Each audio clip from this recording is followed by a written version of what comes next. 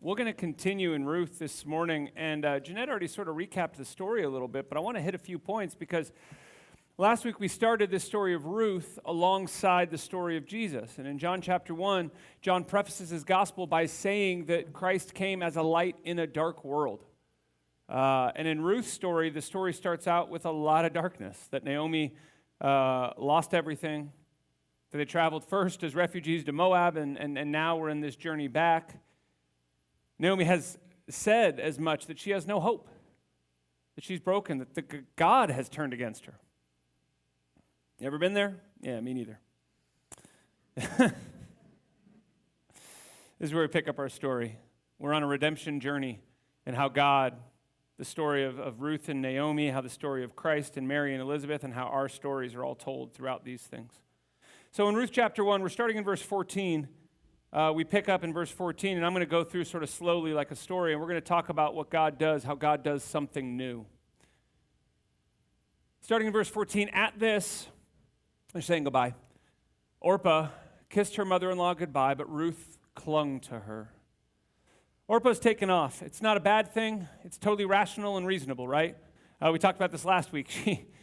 Naomi's a widow. Orpah's a widow. Orpah is still young enough to be remarried, start a family, start over, stay in her homeland, go stay with family. Totally makes sense, right? No one would begrudge her for leaving Naomi in this moment. Perfectly rational decision. And when I read this and I thought about this, I immediately thought of if there's something you love doing and are moderately good at, if you ever invite someone to do it with you, maybe you go for hikes or maybe cycling or something like that, and someone is not quite up to your standard, there always comes a point, right, where you're going along and the person is struggling behind you, and you kind of want to be with them, but you also kind of want to do your thing. And it's sort of like, no, just leave me, we'll catch up later. And you always have to make that decision, no, I'll stay with you. Or you just say, okay, see you later. Whoop. Happens a lot in skiing. If anyone's snow skiers, it happens all the time. It's okay. No one would judge you, right? Like, don't have to stay with me. Just go. Have fun. We'll meet up later. Great. See you later. It's kind of like that, but much deeper. Orpah says, listen, Naomi, you've told me to go. You've given me permission to leave. It makes sense. I'm going to go. But Ruth, it says, Ruth clung to her. Verse 15, look, your sister-in-law is going. She's not even waiting for Ruth. Your sister-in-law is going back to her people and her gods. Go back with her. Now is the time. Leave. I know it's sad. We'll be okay. What are you going to do, Ruth? And I want to point something else out here about Orpah. What's interesting is that we look at this and none of us judge her. I don't know, maybe you have. Maybe you've read Ruth before and you've judged her. I don't. I look at this and I think it's perfectly rational. How many times in our lives have we made perfectly rational decisions that may not have been perfect, but no one would fault us for it, right? You ever talk to a friend? You ever talk to a friend and a friend says, years ago I did this thing, or I can't believe I did this thing, I can't believe I made that choice, and you look at me and say, why are you beating yourself up about that? You did what was best to you, move on. One of the things I see in this passage, and I heard this in a podcast I was listening to about this, this is something we never do or rarely do with ourselves. How many of us beat ourselves up about past decisions made or left unmade? I mean, maybe not you, but I know I often will think back on life and think, could I have, should I? The Bible is our story, and what's so interesting about it to me is, this is just sort of an aside, this doesn't even tie into what we're going to really talk about today, but when I was looking at this decision she makes, I just wanted to reiterate to you all, if there are things in your life that you look back on and you think, oh, I should have, I could have, unless it's directly evil or hurting other people, be free from shame and guilt of your past. And friends, there is so much freedom in Christ, and my guess is, like many of us, at the time we made decisions and choices that seemed right to us or seemed best to us at the time, and there is no judgment, just like we would never read this and judge her.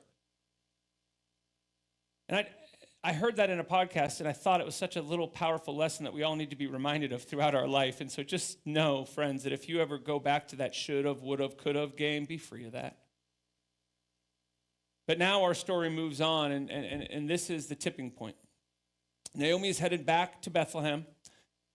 Orpah has gone. Ruth is clinging to her, and now Ruth needs to make a decision. What's going to happen? Now, the mere fact that we call the book in the Bible Ruth sort of gives it away. But But what she says is so powerful, and probably some of the most well-known verses from the book of Ruth, if you've ever read this book or heard it talked about, verse 16. Don't urge me to leave you or to turn back from you. Where you go, I will go. Where you stay, I will stay. Your people will be my people, and your God, my God. Verse 17. She continues. Robert, you go to the next slide. Where you die, I will die, and there I will be buried. May the Lord deal with me, be it ever so severely, if even death separates you and me. Wow. So to me, this is the kind of changes the whole trajectory of the book of Ruth. This now sets the stage for the rest of the book. Because it's always sort of been, there's kind of this Naomi, Elimelech, and her sons, and these two daughter-in-laws. But Ruth is saying, no, that is no longer the case. What do we see here? We see loyalty. Ruth says, I'm sticking with you regardless. Stop telling me to leave, like when you're teaching someone to ski, right? Stop telling me to go. I'm here with you for the day. We're skiing together. Let's go. Get up, right? We're doing this together. We also see commitment. It's not just, okay, well, let's go and see how it goes. It is, no. Your people are now my people. I am rejecting the fact that I am a Moabite. I am rejecting the fact that I am a daughter-in-law. I am your daughter. I am with you. Your people will be my people. I am with you. And we see great faith. Your God will become my God. We talked about this last week. The Moabites worship different gods. And here, Ruth is saying, I am no longer worshiping those gods. I am worshiping Yahweh, because we see her use the name Yahweh in verse 17. May the Lord Yahweh deal with me. I am team God now. All of me, my identity, my loyalty, my worship, my soul, my very being is with you. I am of you now. I am an Israelite now. I am on your team now. Even though we'll see in a minute that there's still some work to go for that. But this is not just, I'm going to go with you and make sure you make it back safe and then head home to my family. This is her saying, I'm with you no matter what, to the point of death. And what is Naomi's response? Let me just say, too, that this is almost unfathomable in the ancient world, right? There is no reason for her to do this. Orpah did the logical, rational, normal thing. Verse 18, Naomi says, or it says that Naomi realized that Ruth was determined, so she stopped urging her. All right, fine. Didn't realize you were that serious. Goodness. Let's go. And now in verse 19, it starts a new story. So the two women. So now this is the story. It started out with a man from Bethlehem with a wife and two sons. Now the story shifts to Naomi's narrative. Now there is a woman, and now the two women went until they came to Bethlehem. They're committed until death. And when they arrived in Bethlehem, the whole town was stirred because of them. And the women exclaimed, can this be Naomi? Now we see here that they recognize her. They recognize her. It's been 10 years, but they still see her and they recognize her. And then it goes back to the darkness of the first half of the chapter. Starting in verse 20, I want to finish up chapter 1, and then we're going to talk about it. Verse 20. Robert, you go to the next slide, please. Don't call me Naomi, she told them. Call me Mara, which means bitter. Because the Lord, or because the Almighty has made my life very bitter. I went away full, but the Lord has brought me back empty. Why call me Naomi? The Lord has afflicted me. The Almighty has brought misfortune upon me. So Naomi returned from Moab, accompanied by Ruth the Moabite. Still calls her that in the text, but that will change. Her daughter-in-law arriving in Bethlehem as the barley harvest was beginning. And that's a little foreshadowing of what's going to come with the barley harvest. But for right now, I want to look at this. Naomi thought her life and her trajectory was set. Naomi thought, okay, my husband died, my sons died, my daughter-in-laws are Moabites. They're not going to come with me. They need to stay here with their people. So now my future is bleak. There is no hope. I'm going back to my homeland, hoping for charity, for generosity, hoping that I can survive. And then something happened. I've used this phrase before, and I think it's really, really powerful. In our lives, we always think we know what is going to happen. We have a trajectory, we have a thought, we have a hope, we have a wish, we have prayers, we have dreams, we have all this stuff lined up for us, right? And then something happens. Every single one of us have amazing, huge, sometimes small, sometimes huge points in our life that changes our entire story. Naomi, here she was thinking, I'm going back as a single widow with nothing. Go, Ruth, Orpah, go back to your homes, go back to your country, leave me be. What do we do in our grief? We push people away, right? We push people away. Leave me be, this is my future. And then Ruth says, no, you don't get to do this. I'm staying with you. And friends, let me just remind you really quick, when we have these moments in our life, whether they're miracles like Mary and Elizabeth, or whether they're great sadness like with what Naomi went through and Ruth deciding to stay, that God can use and will use all of these things for the good. Romans 8:28 tells us this as much. We know that in all things, not all good things, all things, God works for the good of those who love him, who have been called according to his purpose. So whether it is a great sadness in your life when something happens that changes everything, whether it is a miracle that delivers you, God will use all of these things for the good. And this is what we read in the Advent story. Look at the difference between Elizabeth and Mary. Look at the difference between Elizabeth and Mary. Elizabeth is elderly, has not had a baby, has always wanted a baby, and I'm sure has been praying for a baby for most of her life and had given up on the dream. And the scriptures tell us that the angel came, told her husband she would have a baby, and Elizabeth becomes pregnant. It's a miracle.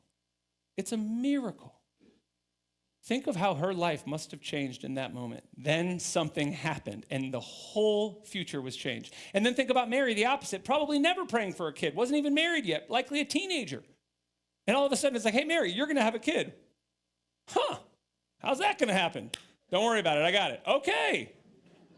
Then something happened, and her whole life is changed. We all have times in our story when something happens and it changes the future, it changes our story, it changes everything. Sometimes they're miracles like Mary and Elizabeth, and sometimes, and I would actually say oftentimes, it's not a great miracle, but it's something simple and mundane as a relationship coming into our lives when we need it most.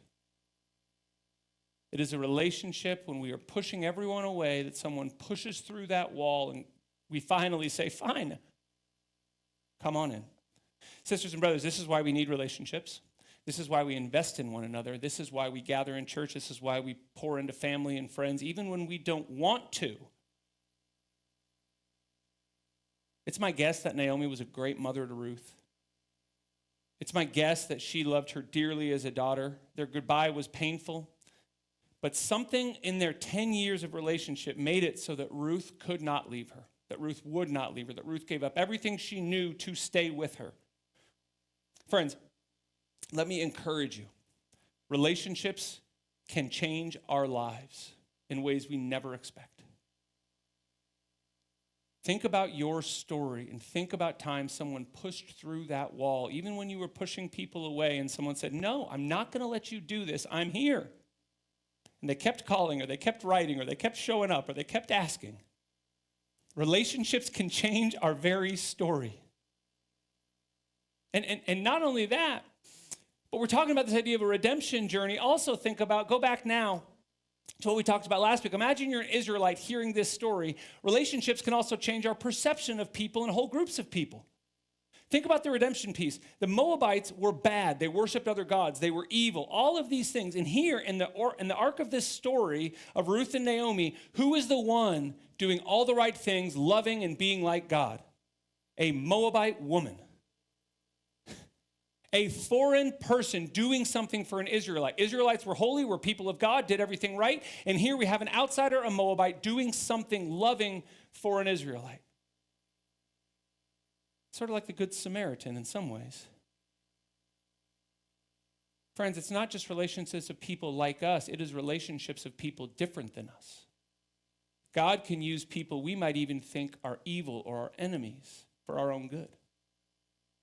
If you were sitting here listening to this story, you're left thinking, wait, maybe all of my enemies aren't bad. Maybe I don't need so much space between people different than me. See how the story of the Bible is our story? So now in verse 19, it tells the story of two widowed women. They're not out of the woods yet by any means. They go back.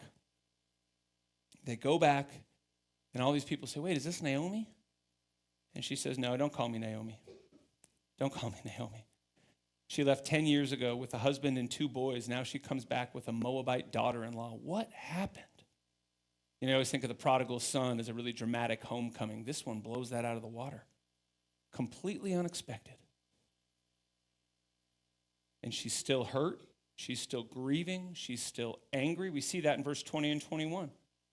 And what's amazing, if you look at this, she's not saying, oh, I had some bad luck, oh, misfortune, oh, whatever. No.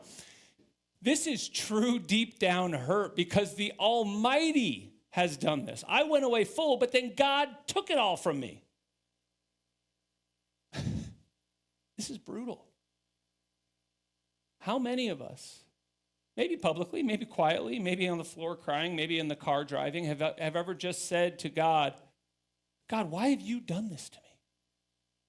I thought we were on the same team. I thought you said this. I did this, but this happened. God, why? At this point in the story, we don't know. At this point in the story, we honestly don't know what's going to happen, even with Mary and Elizabeth. If you read the story of the birth of Jesus, we're wondering, what's going to happen with this older woman who's pregnant? What's going to happen with this teenage girl who's pregnant? We're going to talk about the reaction of their husbands next week, or their pledged husband. But we look at this, and we see this, and the stage is set for the next act in this story as we continue down the road. What's going to happen? Will God keep ruining her life?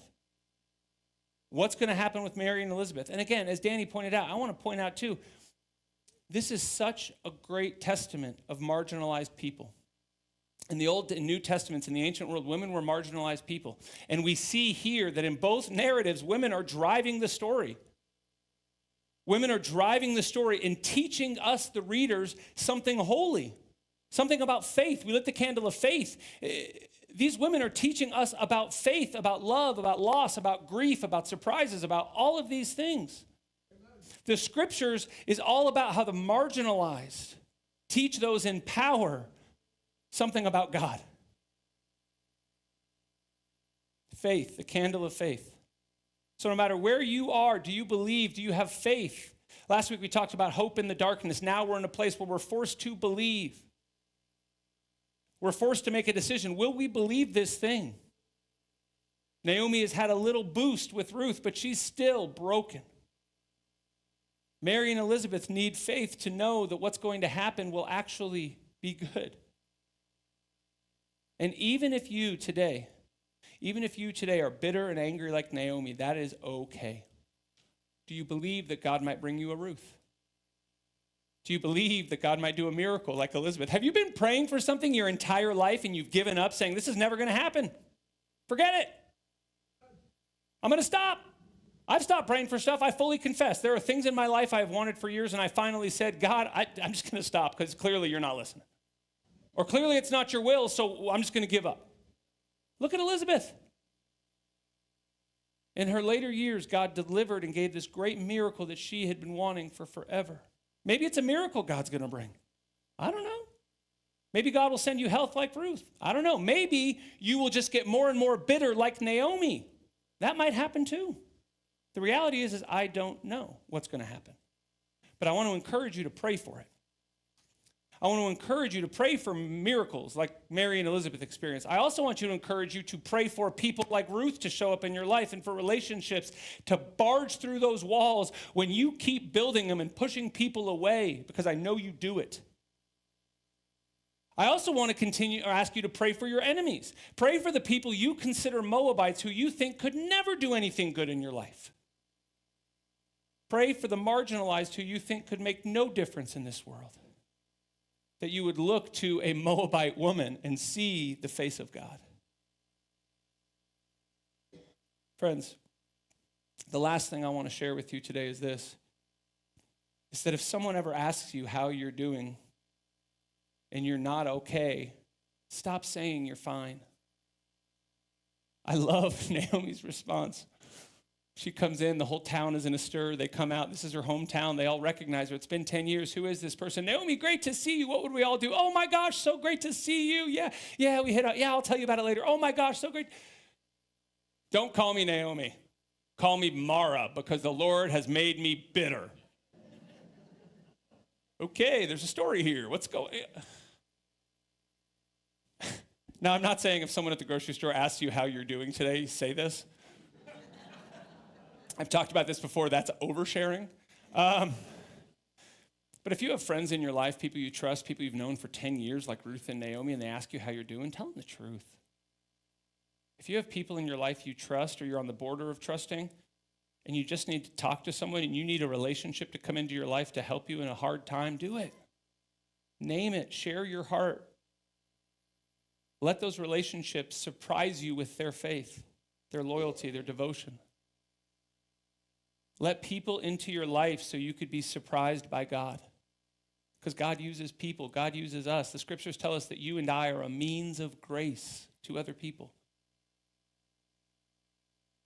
Now, I want to close with this as we prepare our hearts for communion. It's Advent, and in Advent, we wait. We light the 4 candles around, and then Christmas Eve, we'll light the Christ candle, and then we'll all hold a candle lit, and from that candle, it's a wonderful tradition of the coming of the Prince of Peace. But here we are in a season of waiting, anticipation.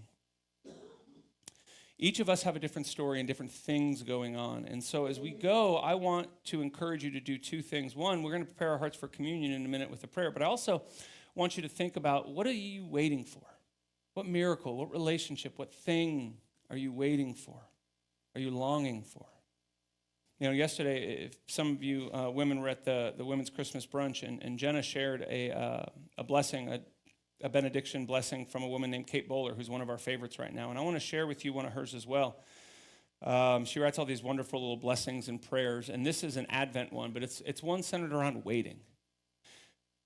It's a blessing for when you're tired of waiting for the world to get better. And so if that is you, I want you to hear these words. I want you to let them wash over you and make them your prayer, whatever you need. But I want to say this over us as we prepare our hearts for communion this morning. All right, go ahead, Robert. Sisters and brothers, blessed are we who wait with bated breath, who wait for something new to be born, for new hope, or new joy, or new life. Blessed are we whose patience grows thinner by the day, we who are tired of the world as it is, and all of its heartache and loss and hopelessness. We who want more hope, more joy, more life. Blessed are we who sit here to wait at the still point between desire and expectation. We who are making room for more of you, O God, this Advent. Surprise us with joy in the midst of the mundane, abundance in the midst of so much scarcity, presence in the midst of Christmas chaos. We have quieted our souls to listen, to wait for you, O God. For your word made flesh is life to us. Amen.